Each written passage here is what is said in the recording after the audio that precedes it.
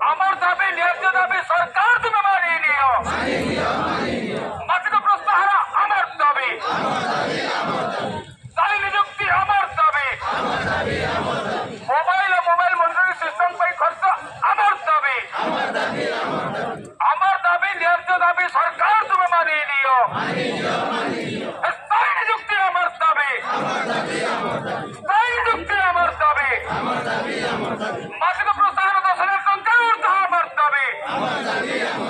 সরকার তোমার কাউন্সিল নীতি চালবে নাই সরকার তোমার প্রশাসন নীতি চালবে নাই যদি চলিব কাজ তাতে তারা জবাব দেব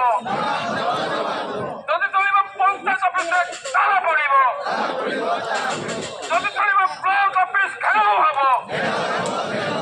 যদি চলিব পিডিপিআর দিয়ে আন্দোলন হব জিন্দাবাদ